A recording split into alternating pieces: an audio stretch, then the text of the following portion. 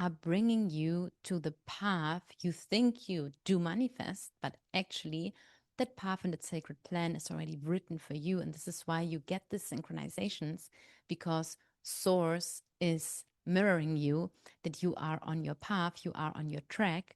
And this is the paradox of it, because you are source, and this is why you see what is there in front of you, right?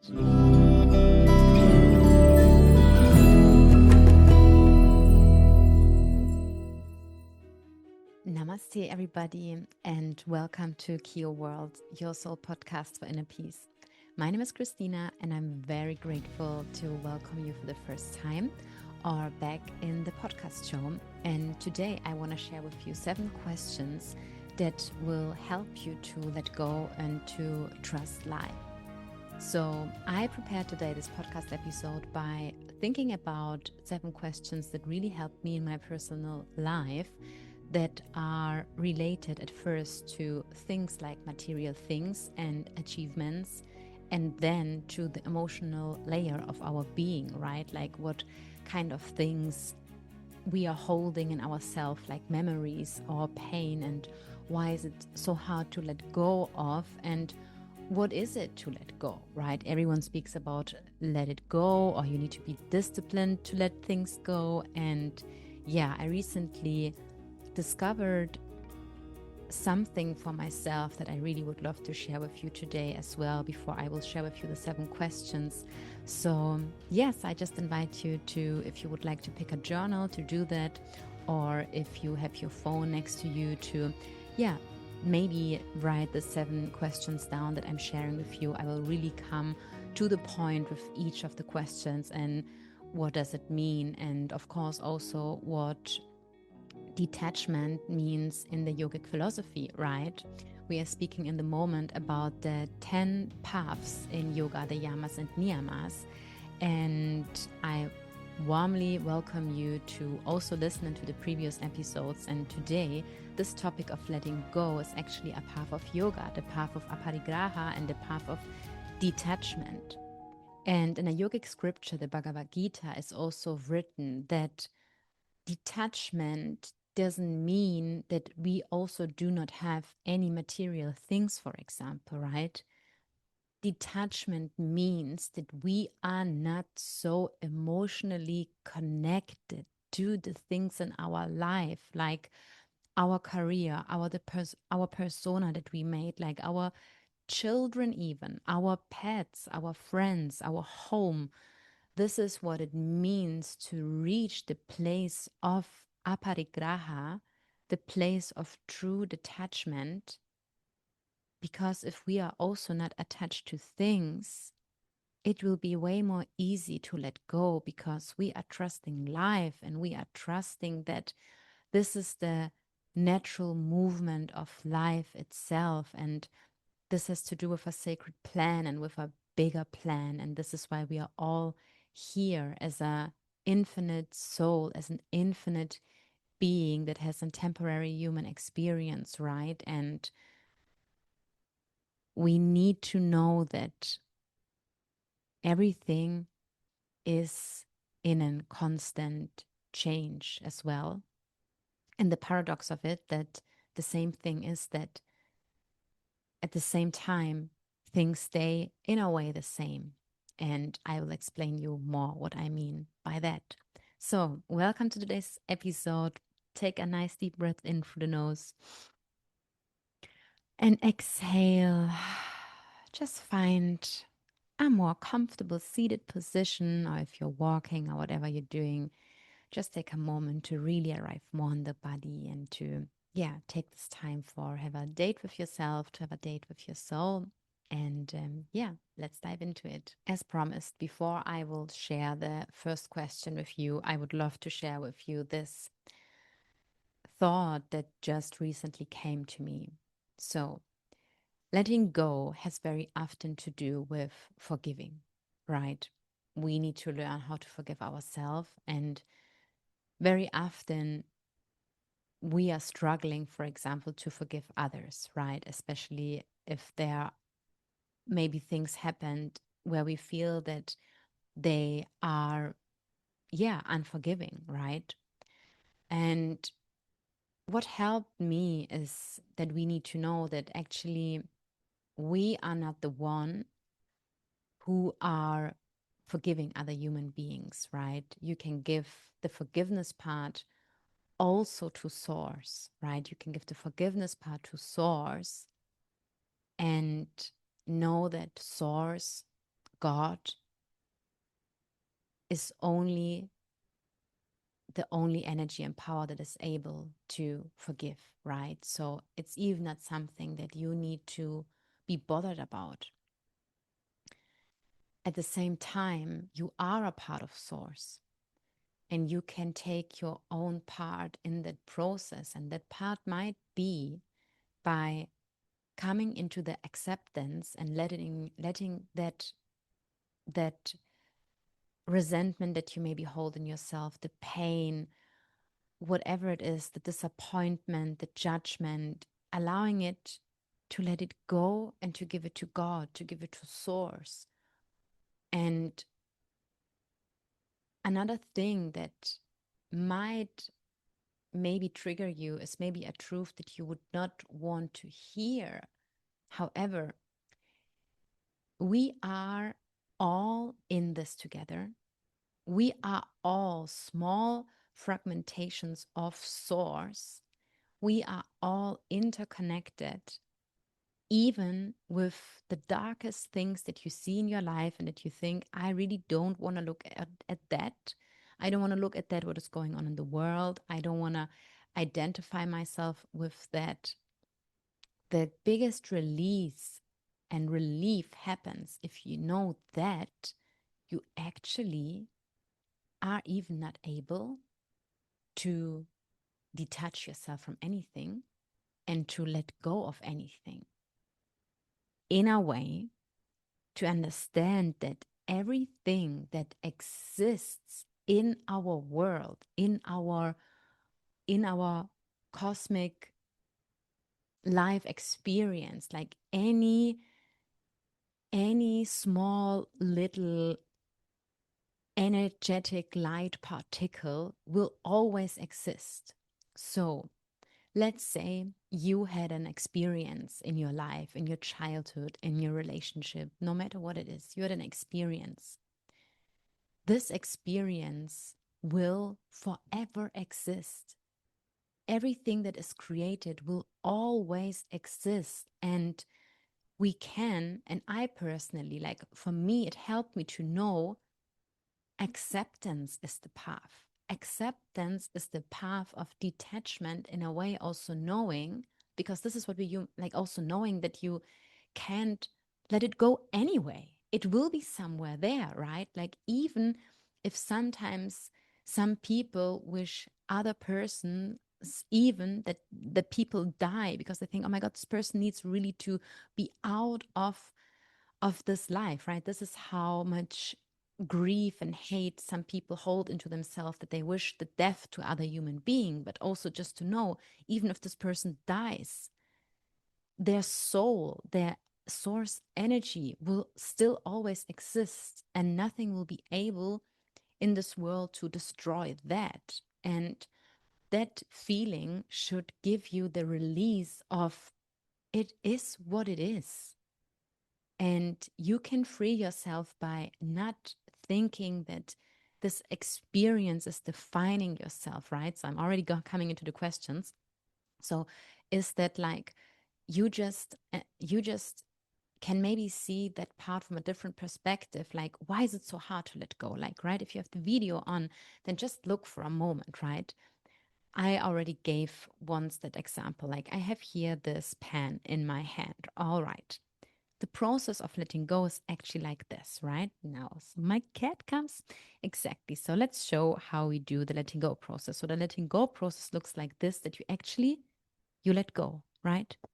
You don't hold longer onto that pen. However, the pen still exists.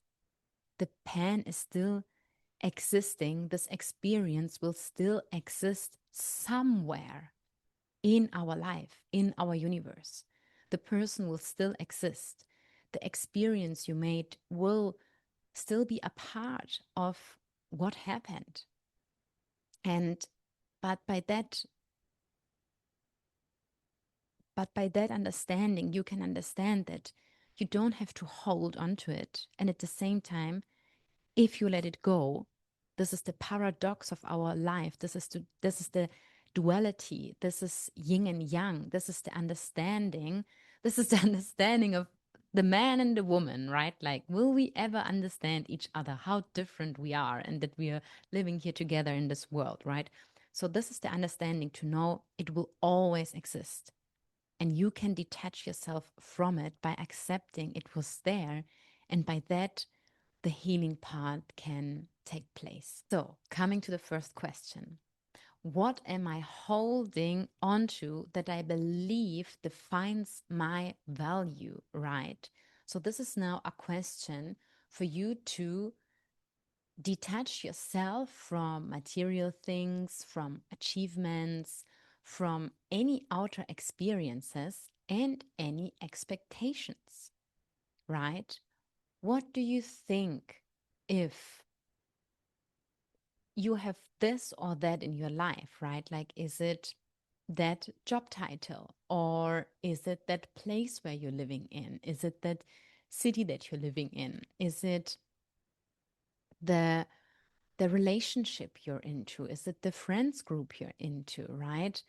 Is it any identification, any role that you took on that you feel you might already outgrown, but like there is still something that you're not able to let it go because you think this thing is connected to who you are, to your self-worth. And very often, if we are not asking ourselves those questions, right, then we might get stuck in the same places, in the same relationships, in the same habits, even if they are not longer serving us, right? So what do you tell yourself who you are and who you want to be? And is this really still in an alignment with your soul, or is this something that your ego is holding onto and is identifying yourself with? The second question, do I accumulate more than I truly use or need?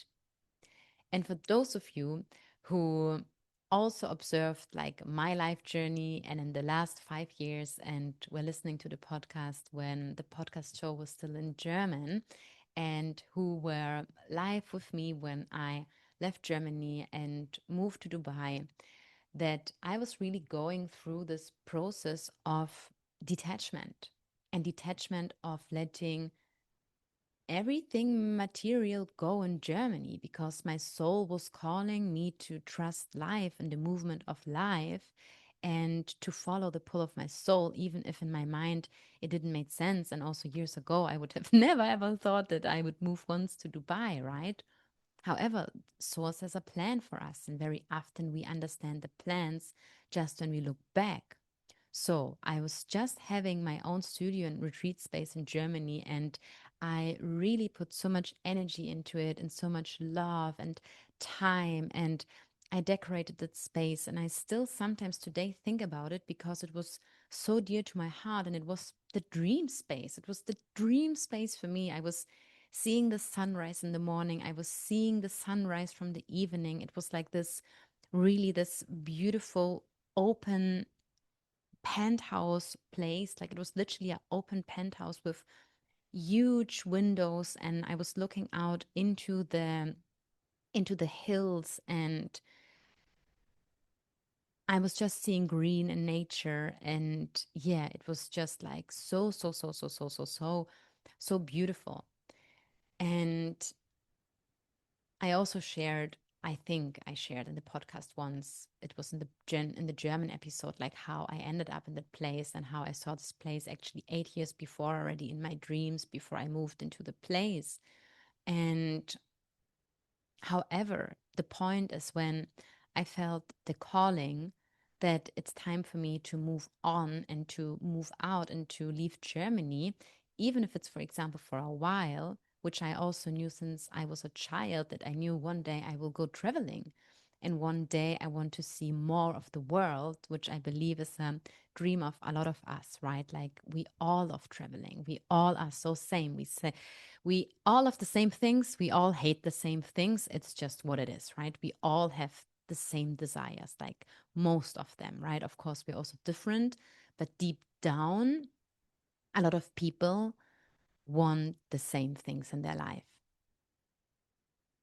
And this is also why, with so many teachings, so many people can resonate. And this is also when we remind each other of these teachings, it helps us, right? I also need to be reminded of teachings. And this is why I also go into my practice and I always check in with myself. And I also listen to podcasts and I think, oh, yes, that this is a good reminder for today. So, yes, I hope this is a good reminder for you today.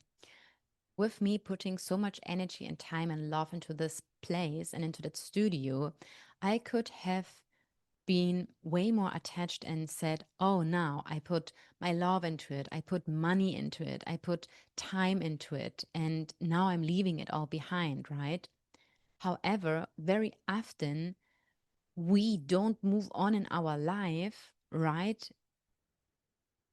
We don't move on in our life because we are attached to something. And we are not only attached, like that's the crazy thing.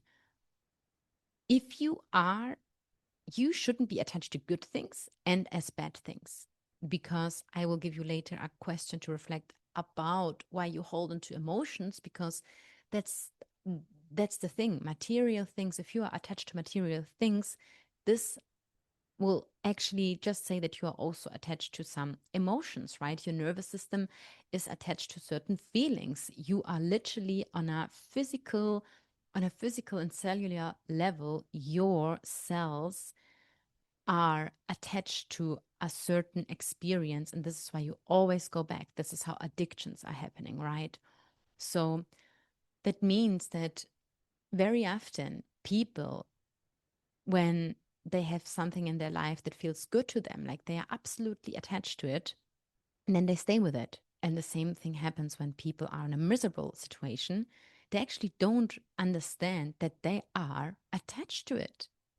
There is a blind spot in them that wants them to stay in that place, in that horrible job, or in that horrible relationship, or in that addiction. There is something that you enjoy by being in the situation. And that might be not taking a responsibility, not coming into your own power, right? Like having enough discipline, right? Having a certain amount of strength, like having a certain amount of honesty, right?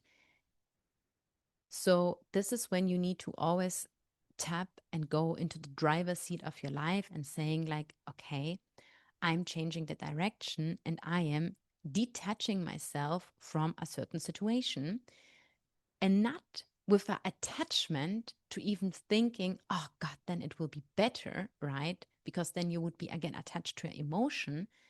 You should detach yourself by knowing you want to trust the flow of life and you want to go and your soul wants to expand and you want to grow and you don't move away from something already with a detachment of thinking, oh, when I move to this place, it will be better, because then you are again attached to a certain experience. You are thinking the grass is greener on the other side. And then, of course, what will happen? You will end up there and then you will be attached again to the emotion and the experience you had in the previous place you are running away from. And this is why we also end up in same relationships. And then we're asking ourselves, why is this happening again to me? Why am I always ending up or attracting unavailable partner? Or why am I always attracting this kind of business relationships? So it's always two parts, right? This is the paradox. We are always seeing something that is showed to us as a mirror that we can look at and think, all right, I am attracting this or that situation because of this and that. And when you looked at it, you are able to let that go and then to trust into the flow of life. So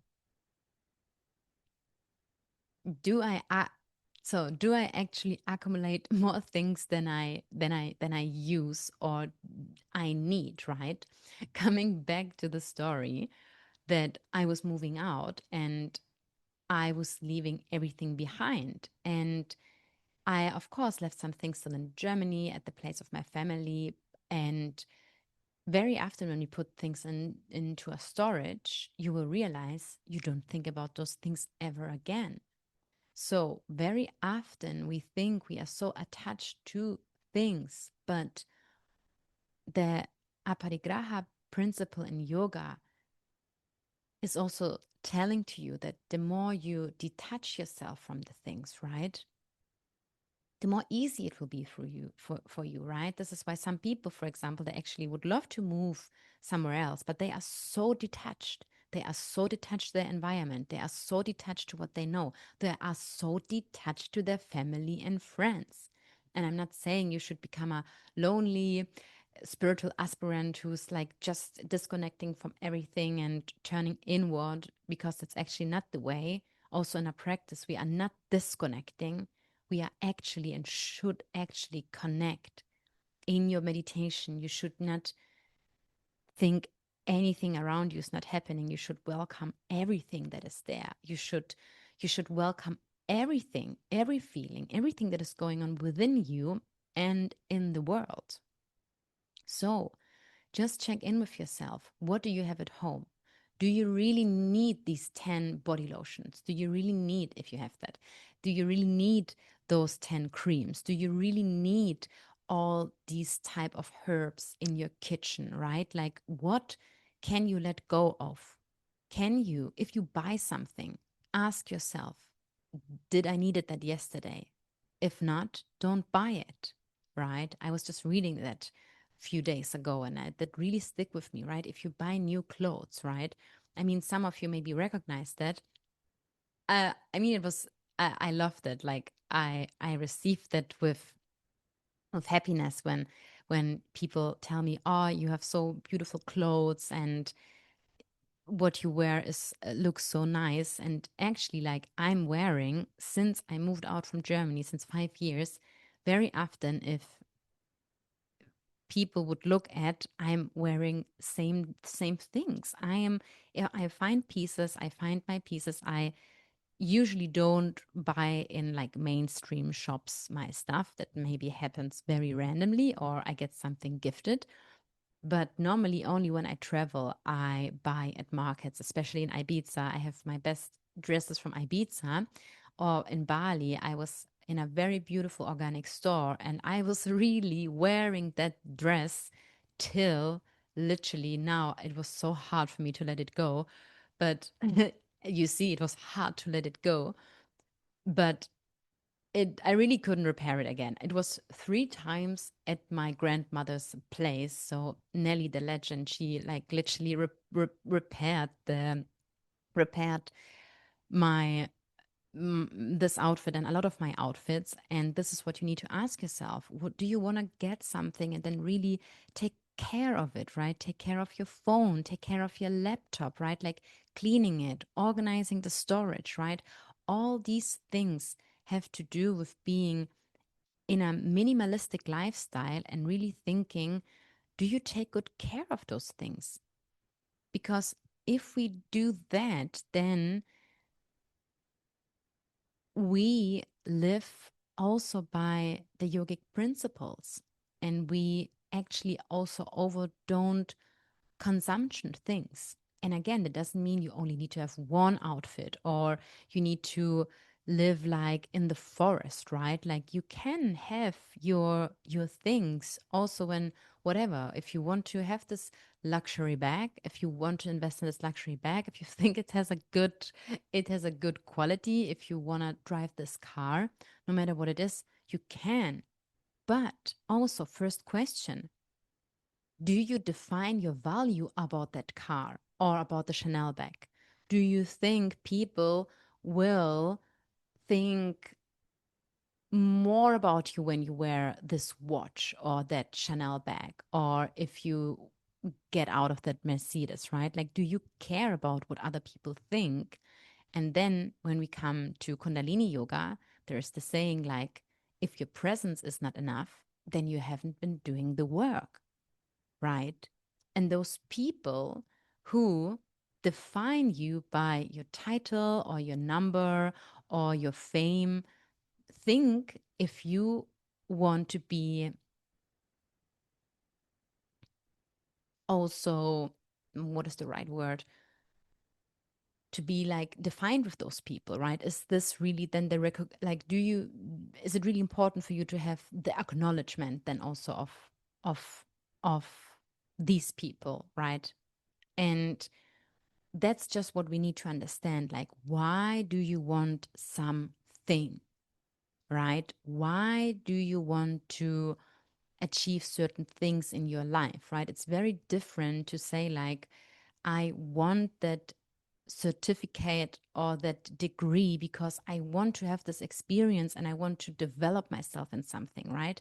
I personally do not believe in any certifications or degrees or something, right? It's just the truth for me that I think a lot of this is absolute, in a way, bullshit, right? I do believe that what you like in already started with school, right? I mean, in school, how people define who you are and what you can, and blocking then if you have lower school degrees a path for you that you are not able to study certain things because you're judged by your mark. I don't believe into that and into the school system at all. I believe that wisdom and knowledge and studying things is great. And I do believe, I do believe, and I think everyone should have the right to study whatever they want. And by that, everyone is able to follow their calling, right? Of course, we at Q Yoga, it's my mission to train people to become yoga teachers, but not that I think, oh, the certification that I'm giving them makes them, then they are allowed to teach something. No, the certification is just a byproduct. It's about the journey. I am offering the trainings to people who say, oh, wow, that is so amazing. I want to learn more about that. I want to do this experience. I want to change from the inside out. And yes, maybe then I want to teach because then maybe I resonate with the teachings and I want to spread them. Or I do the training and I realize that something else is for me, right? I was years ago when I started to teach, I was teaching a class and a woman was just doing one class with me and she said she quit her job and she changed her profession and she didn't become a yoga teacher, but through the path of realization she found out what she would love to do. And this is just my whole intention with my work, with delivering the teachings with you. Like, I am, and I try to live with all of that what I'm sharing with you, right? And I'm just giving my best as we all can, right? And we all learn and we all make mistakes. And still, with what do you identify yourself with? And for what do you do what you do in your life? You always need to ask yourself that. For who do you do that? Right? And this is sometimes when it gets interesting then in family constellations, because when we are entangled with our ancestors and are still holding on, let's say, even to ancestral karma, then we might do things in our life that actually doesn't feel like they are coming from us, or that are actually choices that we would do. But this would be now a different topic. So we want to come to the third question. Where do I postpone peace till I reach a certain goal? And this question, actually, I can resonate very much with that, because I think that when we are on a mission, then we can very often just see the mission and see the end goal. And maybe this is also something very typically, I don't know, maybe a Capricorn thing and maybe a German thing, to really not count all your small achievements and all the small steps. And this is really something that I am reminding myself always of.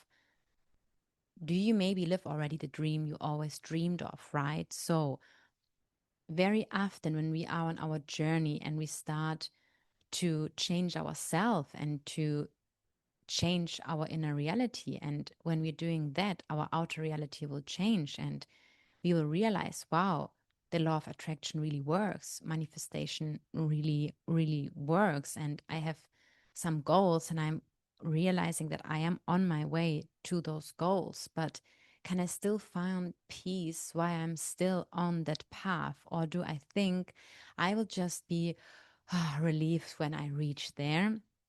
And so, this question today, this is the question to me.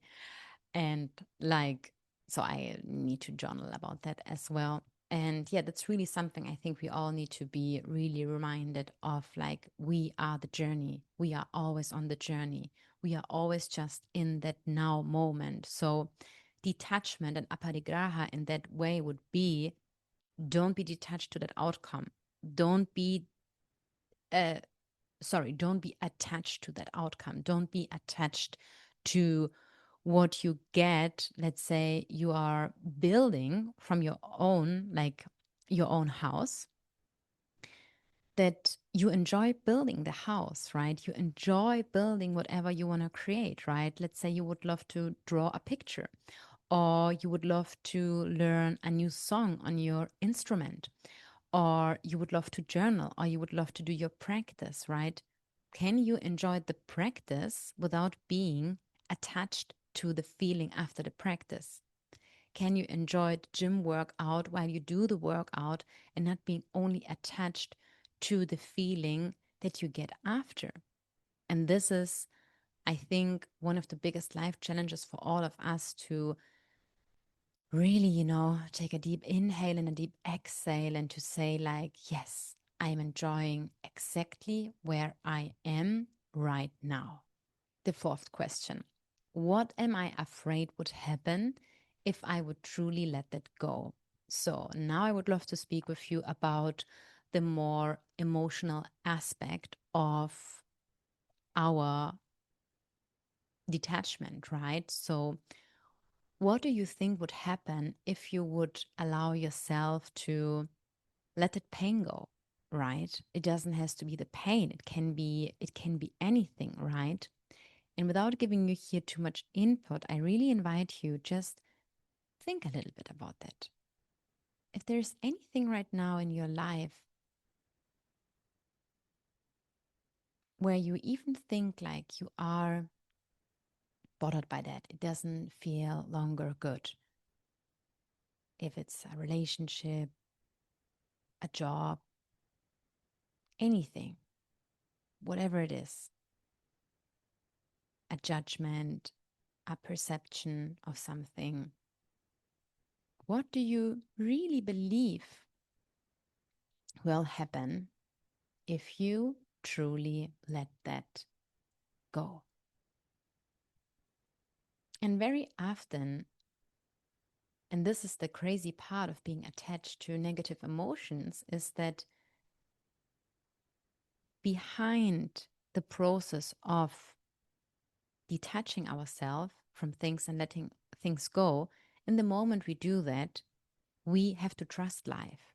So, how can we trust life? By how can we trust life? I cannot answer that for you.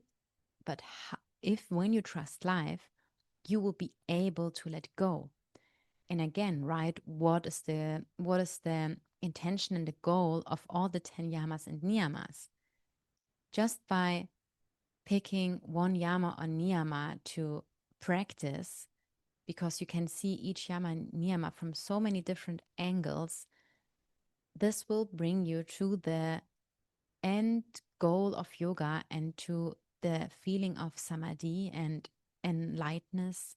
And what does that mean? Being fully in the now, being fully present, and being one with everything around you. And realizing that you are source and that you are the creator. And the more we turn inward and distracting and are not distracted by things that are happening in the outside, we will, this is of course how what I would recommend you to how to trust life and how to come more in a connection with God, is to, yes, find into stillness, to have less distractions, to have less output, less input, less input, more integration in a moment of doing nothing, especially right now in these times. Everything is so fast. We have so many informations, right? Trust that there is a guidance that is not coming only from these informations. And when you look more within and when you will become more into stillness, then you will find the trust and then you will be able to allow yourself to detach from things and to let this experience or whatever it is go. Fifth question: where am I holding onto resentment instead of letting that go and allowing life to move freely? I already earlier touched a little bit onto that question when I was also saying that we very often have expectations. And when we have expectations, exactly as the word is already saying it, we are attached to something. We are attached to the outcome of something. We do something because we have an expectation and not because we are moving with the natural movement of our soul because we have the calling to do something. And this is the sometimes scary thing and the maybe a little bit weird part of the story, right? This is trust. This is trusting the unknown, that when you trust and when you follow a calling, you most likely don't really know where it will bring you. Or maybe you have already an idea, but that idea would still be in your mind, right? That idea would still be in your mind. And you would again be attached to an an outcome, right? So we always can check in with ourselves. The more expectations we are actually, the more expectations we are actually having, the more disconnected we are actually from what is and from ourselves and from life itself. And an invitation when we are holding on to, for example, resentment or any other emotions, sometimes it's also an invitation to sit with it and to feel it and not to blame someone else. And very often when people are blaming someone else, what do so many people do, right? They just try to delete people out of their life, or they block people because they are not longer able to look into that mirror. They are not longer able to do the work, and they are so triggered by someone that they actually think, oh my goodness, like this has nothing to do with me, this is too intense. And then people come so out of their heart and they get so much into their mind, and then the mind tells them all the most crazy stories. And then we are actually attached to the story. We are not detached from what happened. And then we are absolutely in that, we are absolutely then in all that grudge or in that emotion from resentment and from judgment. And when we block things then out, we are actually not able to really reflect and to look into the mirror and look at our own behavior and to feel whatever needs to be felt, and to go through this wave of life and to really look at, wow, why is this making me feel in that or in that way, right? Like, why is this making me why is this making me feel in a certain way? And why is it so hard to me to feel that actually? Because we can journal so much about emotions, right? We can journal so much how we want to forgive maybe even someone or let something go or do a ritual, but at the end it comes about feeling it, right? And yeah, feeling it, and by that accepting it, right? And also knowing that we cannot run away from anyone or anything, no matter to which place in the world we move, no matter if we are deleting a number from someone, right? If people do that part in relationships, like they will just meet their other teacher. Our teachers are not the teachers we go to, like in a class. Our relationships are our biggest teachers, the people around us. And they can always teach us, and they will always teach us things for becoming a more connected human being to our soul, to evolve on our soul journey. This is what every soul is here for, to evolve on our soul journey and in this lifetime. Right, Siri? My cat. Siri, okay. To us. She's so cute. And our sixth question. With what four experiences from the past I am still identifying myself with? And this is a really powerful question to really reflect about when you also, you know, no matter with what you maybe struggle in your life, like, what do you think? Oh, who do you think you are because of something that maybe happened to you or that you maybe did, right? How you acted in your life, right? Like, can you really let that story go and detach yourself from that? And that leaves me to the final and to the last question, the number 7. Who am I without my past? Who am I without my past? If now in this moment, if today with this new day, I would have like a white paper in front of me, who would I want to be? Who is this future version of myself that I am seeing? And if you see the future version of yourself, you can connect to your higher self, because your higher self is not your future version. Your higher self is God consciousness.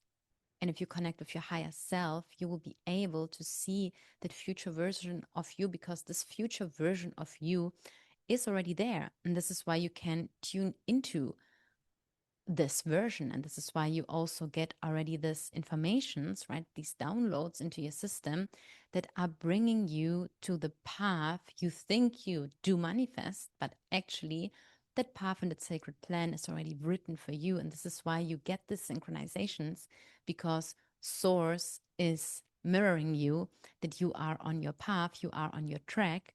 And this is the paradox of it, because you are source, and this is why you see what is there in front of you, right?